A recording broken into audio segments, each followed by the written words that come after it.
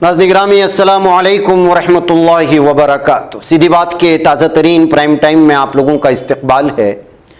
नाज़रीन गिरामी, मैं अंसार अजीज़ नदवी इस वक्त एक मौजू पर गुफ्तगू करने जा रहा हूँ और वो है महाराष्ट्र में लोकसभा इंतखाबात के 5वें मरहले से पहले किस तरह के तबसरे हैं और किस तरह से इस वक्त जो है बीजेपी के बयानात ने और दलित और मुस्लिम इत्तेहाद ने बीजेपी की मुश्किलात में इजाफा किया है। इसका एक खुसूसी तबसरा किया गया था तो सोचा कि उसकी तफसीलात आप लोगों के सामने रखूं। तफसीलात में जाने से पहले आप लोगों से दरख्वास्त करता हूं कि जिन अहबाब ने अभी तक हमारे चैनल को सब्सक्राइब नहीं किया वो ज़रूर कर लें और लोगों तक हमारे चैनल की लिंक्स को पहुँचाने की भी कोशिश करें, इदारे को मजबूत करें, आपकी जिम्मेदारी है। नाज़रीन गिरामी, महाराष्ट्र में लोकसभा इंतखाबात 5वें मरहले में पहुँच गए हैं। शिवसेना, यूबीटी, कांग्रेस और एनसीपी शरद पवार की क़यादत में वहाँ महाविकास आघाड़ी ने कई सीटों पर बीजेपी, एनसीपी, अजित पवार और शिवसेना शिंदे धड़े के महावती उम्मीदवारों के लिए मुश्किलात खड़ी कर दी हैं। महाराष्ट्र में लोकसभा की 48 सीटें हैं।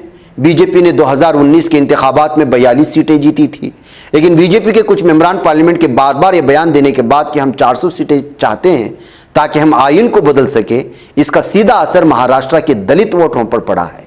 इसने महाराष्ट्र में एनडीए या महावती के बहरान को मुस्लिम वोटरों के साथ जोड़कर बढ़ा दिया। इकोनॉमिक टाइम्स ने जुमेरात को इस हवाले से ज़मीनी सूरत हाल का जायजा लेते हुए एक रिपोर्ट शाये की थी। कर्नाटक से बीजेपी के रुकने पार्लियामेंट अनंत हेगड़े का मुतनाज़ बयान शुरू हुआ और उसके बाद अयोध्या से बीजेपी उम्मीदवार लल्लू सिंह, नागौर राजस्थान से बीजेपी उम्मीदवार ज्योति मरद्धा और कई दूसरे लीडरों ने इसी लाइन पर बयानात दिए कि बीजेपी ने ज्यादा सीटें हासिल करके आइन को बदलने के लिए 400 को पार करने का नारा दिया है। ताहम बीजेपी की जानिब से खुद पीएम मोदी मुसलसल वाजे कर रहे हैं कि बीजेपी का ऐसा कोई इरादा नहीं। दरअसल मोदी ने बार बार एससी, एसटी और ओबीसी पर कांग्रेस की नाइंसाफी का इल्जाम लगाया। इसने तवज्जो हटाने और मामले को ठंडा करने के लिए कांग्रेस की मुबैना मुस्लिम खुशामद की पॉलिसी पर तनकीद शुरू कर दी। बीजेपी ने अनंत हेगड़े का टिकट भी काट दिया, लेकिन उससे भी काम नहीं हुआ और दलितों ने अपना इरादा बदल लिया। कांग्रेस ने आइन को तब्दील करने के बारे में बीजेपी मेंबरान पार्लियामेंट और लीडरों के बयानात को सख्ती से उठाया।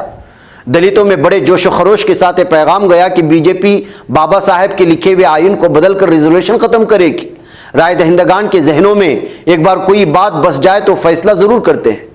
मुस्लिम राय दहिंदगान पहले से ही कांग्रेस और दीगर एमवीए उम्मीदवारों की सीटों के लिहाज से हिमायत कर रहे हैं, लेकिन इस बार ये अलग बात थी कि दोनों बरादरियों ने बराह रास्त वंचित बहुजन अघाड़ी और ओवैसी के उम्मीदवारों को इंतखाबी मैदान से दस्तबरदार होने को कहा। कुछ उम्मीदवारों ने कम्युनिटी रहनुमाओं की बात भी सुनी। इकोनॉमिक टाइम्स की रिपोर्ट के मुताबिक प्रकाश अंबेडकर की वंचित बहुजन अघाड़ी ने शोलापुर में अपना उम्मीदवार खड़ा किया है। वीबीए ने राहुल गायकवाड़, कांग्रेस की परिणीति शिंदे और बीजेपी के राम सतपोते के खिलाफ खड़ा किया। इससे कांग्रेस की परिणीति शिंदे को परेशानी हो सकती है। इस सीट पर दलित वोटरों की बड़ी तादाद है। 2019 के इंतखाबात में अंबेडकर वीबीए उम्मीदवार के तौर पर मुकाबला किया था और तकरीबन 1.7 लाख वोट हासिल किए थे। परिणीति के वालिद सुशील कुमार शिंदे से हार गए थे क्योंकि दलित वोट सुशील शिंदे और अंबेडकर के दरमियान तकसीम थे। इस बार राहुल गायकवाड़ ने अपना उम्मीदवार दरहकीकत इंतखाबात से पहले दलित और मुस्लिम राजियों में एक राय बनी थी कि वीबीए और एएमआईएम के उम्मीदवार एक तरह से बीजेपी की बी टीम हैं और मुस्लिम और दलित वोटों को तकसीम करने की कोशिश की जा रही है। लेकिन जब दोनों बरादरियों ने इशारा दिया तो एआईएमआईएम और वीबीए ने अपने अपने बरादरियों की गलतफहमियों को दूर करना शुरू कर दिया। शोलापुर की तरह जलगांव में भी ऐसा ही हुआ। यहाँ से वीबीए के उम्मीदवार प्रफुल्ल लोधा थे, लेकिन इलाके के दलित रहनुमाओं ने इनसे मुलाकात की। 5 दिनों के अंदर लोधा इंतखाबी मैदान से दस्तबरदार हो गए। लोधा ने राहुल गायकवाड़ के बयान को भी दोहराया और कहा कि चूंकि वो इलेक्शन नहीं जीत सके इसलिए उन्होंने बरादरी के जज्बात का एहतराम किया और इंतखाबी मैदान से दस्तबरदार हुए। कई और जगहों पर भी ऐसा ही हुआ। अहमदनगर में ओवैसी की पार्टी ऑल इंडिया मजलिस इत्तेहादुल मुस्लिमीन ने परवेज अशरफी को मैदान में उतारा है, लेकिन तमाम मुस्लिम रहनुमाओं ने परवेज को समझाया कि वो अपनी बरादरी के जोर पर इलेक्शन नहीं जीत सकेंगे बल्कि उनके वोट तकसीम होंगे, इसलिए उन्हें वहां से हट जाना चाहिए। परवेज अशरफी ने खुद इलेक्शन से अपना नाम वापस ले लिया। यकीनन ओवैसी इस हिकमत अमली के खिलाफ थे, लेकिन मकामी मुस्लिम रहनुमाओं के दबाव ने काम किया। इस मसावात के बाद बीजेपी के सोजे वेखे पाटिल को एनसीपी के शरद पवार, नीलेश लिंकी से सख्त मुकाबले का सामना है। तो नाज़रीन गिरामी, ये सियासी चीज़ें अपनानी जानी चाहिए ताकि जो है ज़ाती मफाद को इस मौके पर जो है बाजू रखते हुए जो कौम के मफाद के सिलसिले में सोचना है। ऐसे अभी भी बहुत सारे इलाकों से इस तरह की चीज़ें आ रही हैं जहाँ पर इस तरह की कोई आज़ाद उम्मीदवार खड़ा है तो कहीं किसी पार्टी की जो है टिकट लेकर के आ रहा है। अगर इससे मुसलमानों की वोट बढ़ते हैं, दलितों के वोट बढ़ते हैं, ओबीसी के वोट बढ़ते हैं, कबायलियों के वोट बढ़ते हैं, तो ऐसी सूरत हाल में जो है इत्तेहाद का सबूत देना बहुत ज़रूरी है।